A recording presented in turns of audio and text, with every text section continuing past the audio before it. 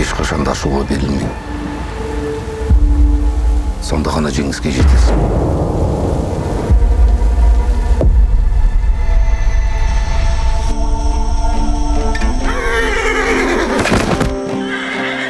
Беруге қимайсың. Жақсы жалға. Өле кімге бермекшісің? Серікке қайта келіш деп мазаны алып жүрген жоқ қаба. Бешал, бердің да. Не деп құлақтан іліп отырсың? Қанша беру керек сол қағардың үшін?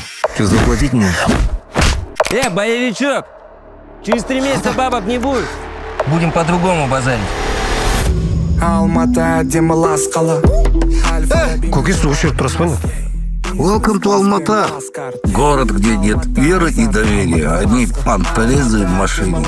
Пицца суп бітсе көтін айырамсың ба? Тете далпан. Әче отылғандарға да бір миллион берем ба?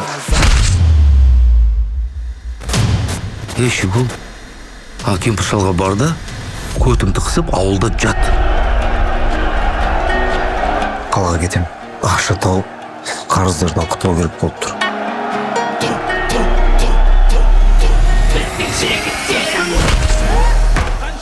Легама сендей характері бар мықты жігіттер керек. Жарайды, кешек ана мешок. Ертең бір профессионалдың қолына түссең, өлтіріп жібереді ғой. Қазіргі кездің боецтері проститутка сияқты. Ақша төлесең ғана жұмыс жасайды.